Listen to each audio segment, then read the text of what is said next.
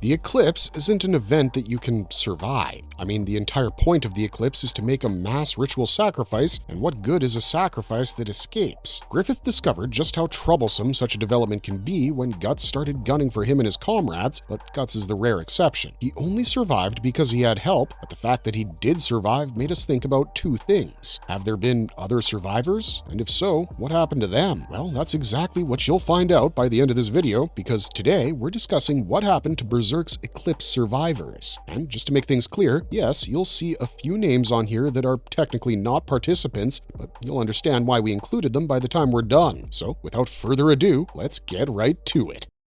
Guts. So obviously we're going to start this video off with the one man who's become somewhat famous in universe for being the rare exception to the rule. The whole reason Guts' story works as well as it does is the fact that he's a survivor. In the opening arc of Berserk, we see him hunting down apostles, but we're never given an explicit reason for it beyond his beliefs. When Guts kills the Snake Lord, he goes on this small rant about how apostles view humans as nothing more than sacks of meat to consume, and that seems to be the primary motivation for his personal crusade. We see the brand of sacrifice bleed, and we figure out that it has some sort of connection to the apostles and how close they are to Guts, but apart from that, the first chapter of the series doesn't clue us in on anything. Then we get to chapter 2 and we learn that Guts' brand is actually one of the darkest arcane symbols in the world because it not only attracts dead spirits and demons, it also acts as the fuel that keeps his legs moving. And by the time the Black Swordsman arc ends, we figure out that he was given his brand by the guy called Femto from the God Hand, but whom he calls Griffith, and then the Golden Age arc sets up how Guts and Griffith's story goes from one of camaraderie to one of hatred and villainy. They used to be close up until Griffith sacrificed Guts as an offering to increase his own power and become a demon god. And that was the perfect setup for the rest of the series if you ask us. The Black Swordsman arc did a great job of establishing Guts as this jaded survivor of a demonic ritual, and pretty much the rest of Berserk is all about how he deals with that fact. Initially, Guts focuses a lot on getting revenge, and we mean a lot. The guy spends 2 sleepless years chasing down monsters that humans would do anything and everything to stay away from, all because he wants to get back at Griffith. But vengeance doesn't come without a cost, and the cost of Guts' journey was his humanity. The more he improved as a demon hunter, the less human he became himself, until the day finally arrived when he violated his own self-imposed rules. Throughout his journey, Guts did everything he could to avoid taking the lives of children. On multiple occasions, he even went out of his way to save and protect them, and on the few occasions that they inevitably got caught up in the crossfire of his hatred, he felt deep remorse and was disgusted by himself. That was until his target became a child in the form of Rosine and her mini-elves, and Guts realized that if push came to shove, he would take the life of a child just to keep his revenge quest going.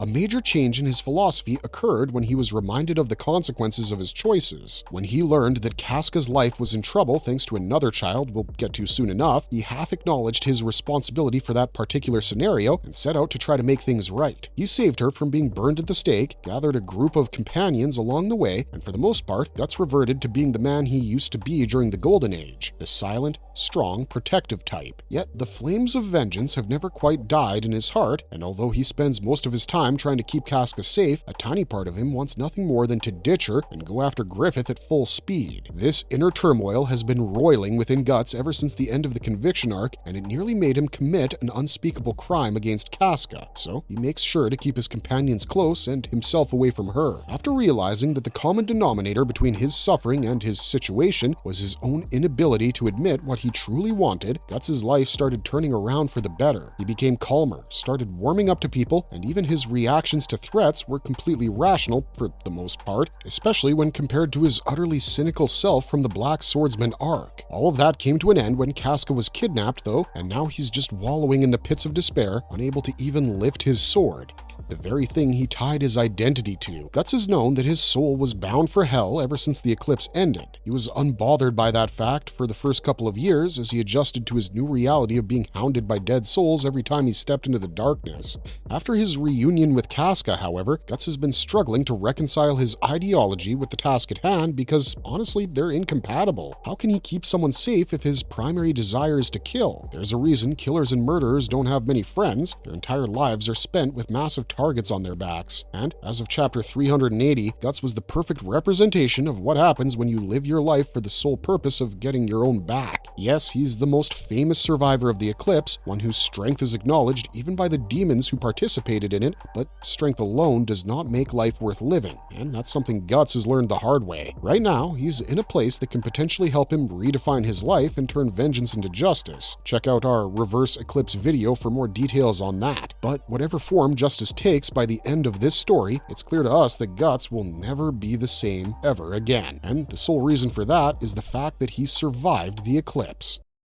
Casca. If Guts represents one extreme of the consequences of traumatic life experiences, Casca represents the other, because where Guts was sane enough to make the choice to embark on his revenge quest, Casca didn't even retain her sanity. In many ways, she represents how an event like the Eclipse would impact a normal person, a broken bird, mindlessly drifting from one place to another, fearful for their own life. Casca, like Guts, was supposed to die during the Eclipse. Heck, she even accepted that fate after she saw most of her comrades being devoured by apostles, but because she's a woman, Casca was slated to experience fate worse than men, because men are meat and bones to apostles, but women are both of those things, plus entertainment. Her mind was already strained by the fact that she'd been cornered and restrained by over a dozen apostles, all salivating through their mouths at the prospect of defiling her body. But what really broke her was the fact that the creature that ended up actually assaulting her wasn't a strange monster, it was a man she knew and once worshipped. When Griffith decided to assault Casca in his reborn form as Femto, it was a symbol of his new power. He could do whatever he wanted within the domain he controlled, and even a madman like Guts, who had injured or killed several apostles by the time he noticed Casca's predicament, could do nothing about it. Casca, like Guts, was meant to be consumed by his apostles at the end of the ceremony, but thanks to the intervention of the Skull Knight, she was saved. This is a rare case where we can't exactly say that that was a mercy, however, because for the next couple of years, she essentially reverted to a childlike state and could only be safe in places inundated with elven magic, of which there aren't many. The first scene between Casca and Guts in the aftermath of the Eclipse makes our hearts sink every time we reread it, because the loss of her mind is so blatant and so complete. Casca doesn't even recognize Guts, the man she loved, and she could only relate to and befriend childlike creatures like Puck or Erica or Farnace.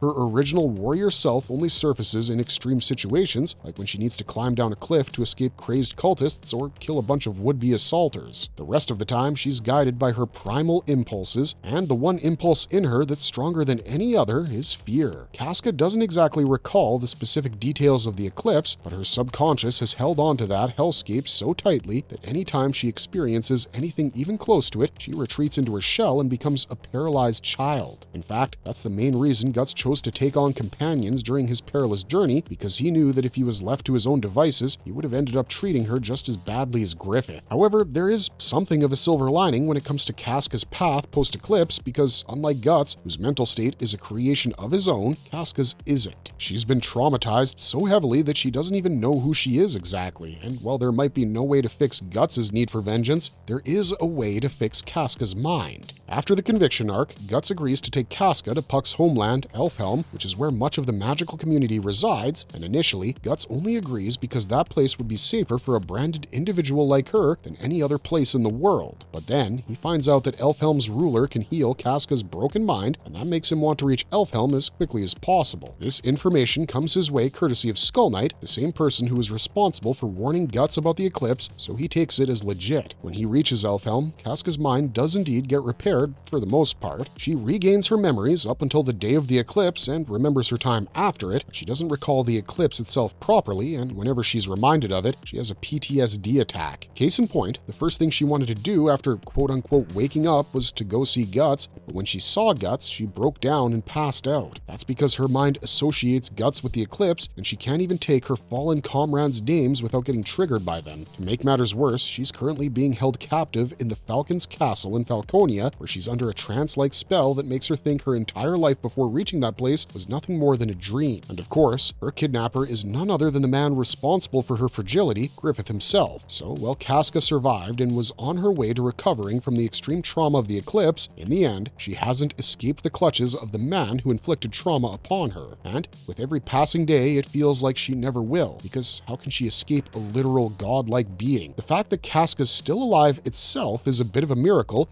because eclipse victims usually don't live, and it's going to take another miracle to save her from her current predicament.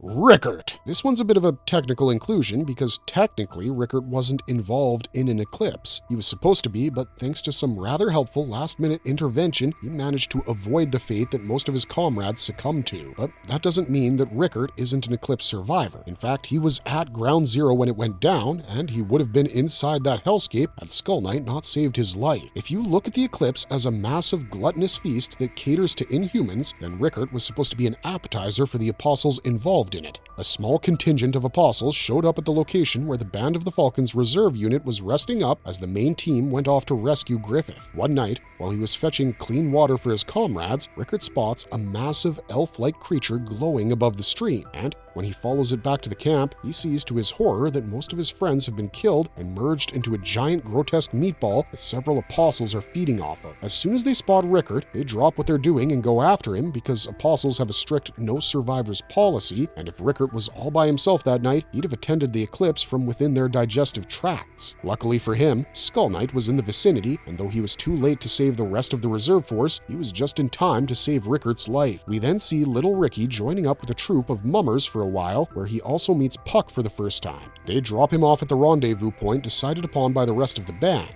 Call it fate or bad timing, but he arrives just in time to witness the eclipse, albeit being on the outside of that hellscape, he doesn't really see what happened inside. Instead, he gets a front row seat to one of the most thrilling matchups in Berserk history, as Skull Knight forces his way past the immortal Zod, and he does get involved in the aftermath of the eclipse, but only in a support capacity. Rickert uses the elf dust he got from Puck to heal Guts and Casca, who were severely injured during the eclipse, and then he joins Skull Knight all the way to Godot's mountainous abode, which also happens to have an elven sanctuary nearby.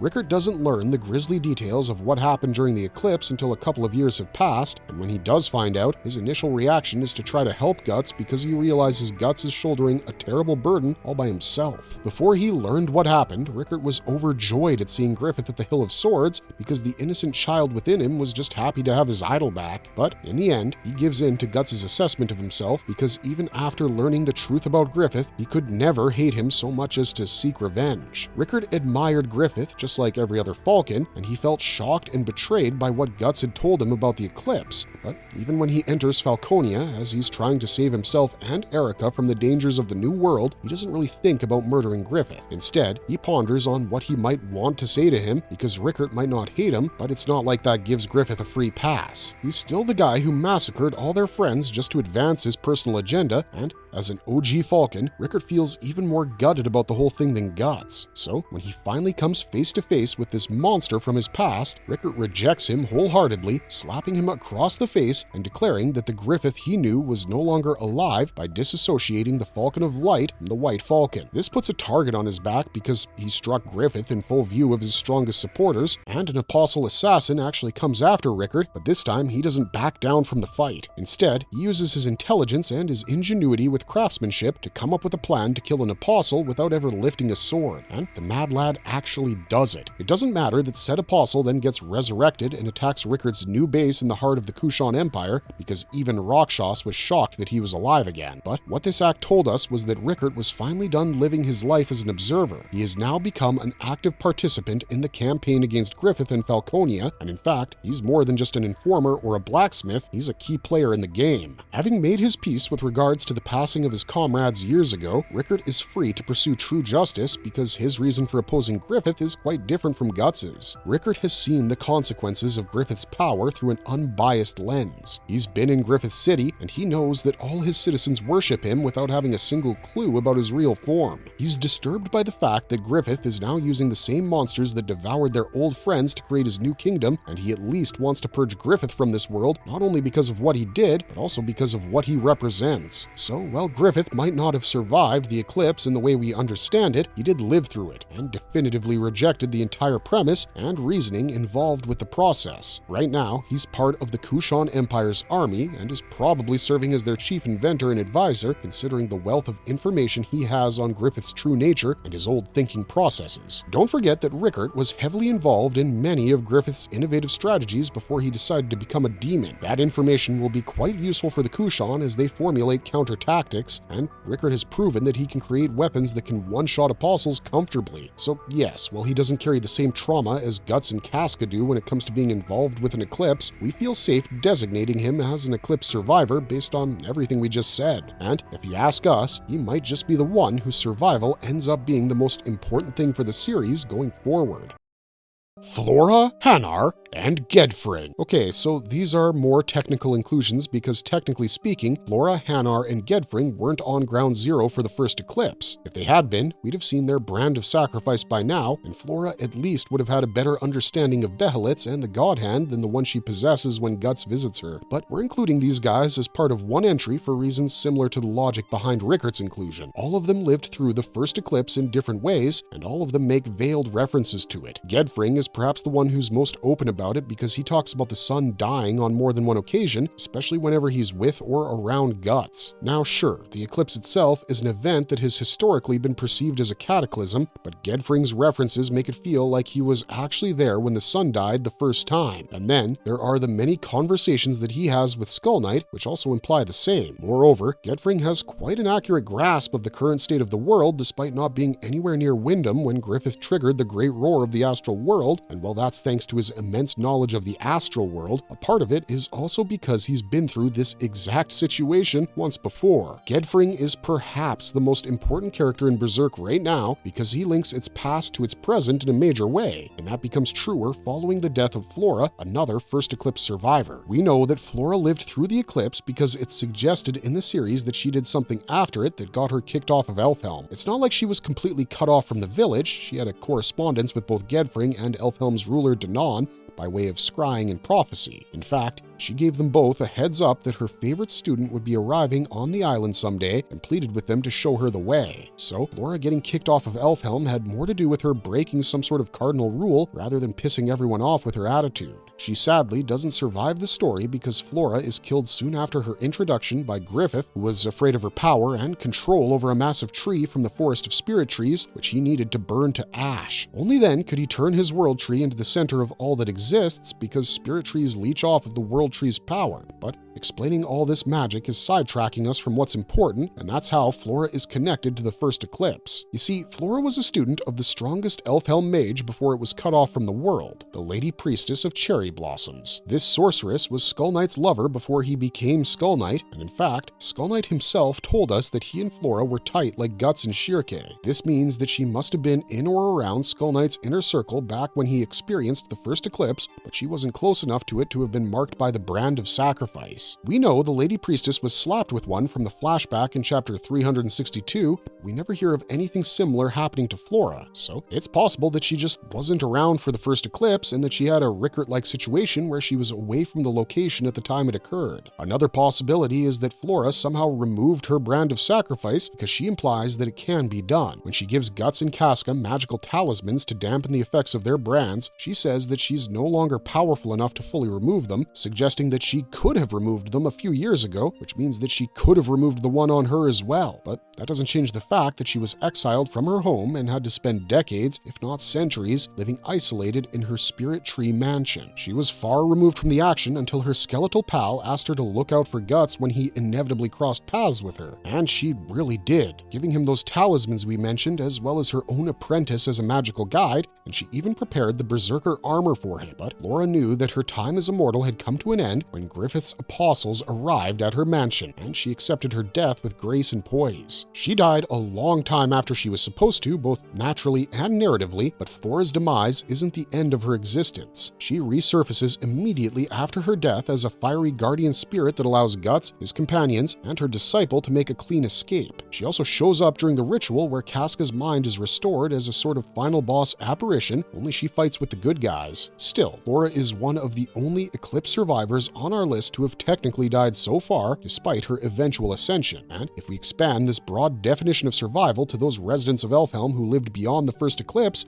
then a few other characters can be added to our list as well, chief of which is Hannar, the dwarf blacksmith who created the Berserker armor in the first place. We now know that Hannar not only made the armor, but also Skull Knight's armor, which means that he was alive well before the first eclipse broke out. And then there's Granny Volvaba from Elfhelm, who's the only textbook witch we've seen in the whole series. She has a long beak-like nose, warts all over her face, and eyes that seem to be blind, yet her introduction scene has her brewing a potion in a cauldron in the darker half of Elfhelm because she's edgy like that. She remarks that with everything that's happening recently, it seems like the old man's dreamy nonsense is finally coming to pass, and then she notes that the exile Flora's disciple has now entered Elfhelm. Volvaba clearly knows that the big picture has changed, and given that time works differently on Elfhelm, it's safe to assume that she would have been alive during the first eclipse. In fact, we can extend that logic to every great guru, even though not all of them are as concerned about the state of affairs as Gedfring is. So if we round things up, there are about a half dozen first eclipse survivors in the Kushan capital right now, waiting to see what fate has in store for them. And if we had to guess, the good part will come after a lot of bad. This brings us to the final entry on our list, which, unlike Rickert and the Elfhelm folks, isn't based on technicality, but rather solid evidence. Supreme King Gaiseric and Danann. These two are the OG survivor couple of this series, but their current existential form tells us a lot about just how cursed even surviving the eclipse can be.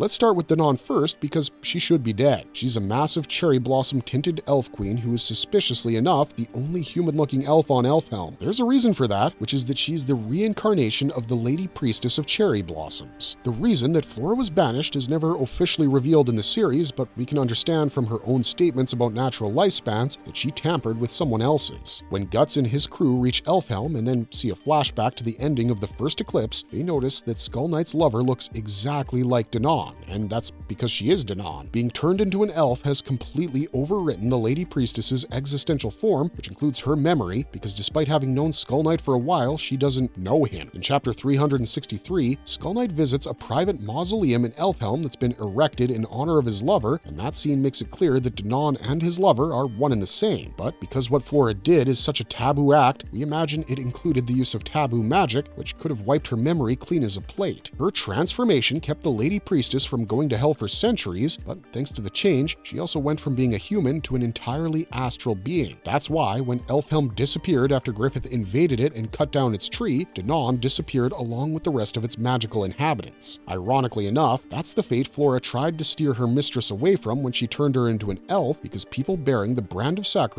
end up in the darkest corner of the astral world. And while Danann might not be in the abyss, she's still stuck in the other dimension, seemingly with no escape route. So while she might have survived the eclipse, she did so thanks to extreme measures and still ended up within the astral world as a prisoner of evil. As tragic as that sound, it doesn't hold a candle to what happened to her lover, which brings us to the last entry on this list, Skull Knight. You can check out our myriad videos on him to find out why he's an eclipse survivor and what makes him a unique existence within this world, so we'll just give you the short version. He's the reason that the God Hand exists in the first place, and though his human flesh perished within the Berserker armor as he faced off against Void, his immortal soul was perverted by vengeance and then siphoned off into his current skeletal shell so that he could continue his crusade against the Inhumans eternally. Skull Knight is the original struggler. He's the guy after whom Guts' entire life is modeled, and he might also end up being a hint for how Guts himself might end up when everything is said and done. But the fact that this couple is still kicking around, albeit in states so different that they don't even recognize each other, is the real tragedy that encapsulates the horrors of the eclipse. It's not an event that just uproots lives by consuming them at the altar of evil. It makes it so that anyone who survives will be permanently altered by it for the worse. And while those on its periphery might get off with a lighter sentence, like Rickert and the Elfhelm gurus, that still doesn't lessen its impact on their lives or the rest of the world. Marvelous verdict! So there you have it, folks. The fates of every person who's ever survived an eclipse laid out in black and white with a little bit of gray thrown in for that trademark Berserk realism. As always, let us know your thoughts in the comments section down below. And while you're down there, if you enjoyed this content, don't forget to like, share, and subscribe. We'll see you guys real soon with another marvelous video, so until then, stay safe and keep on struggling, strugglers.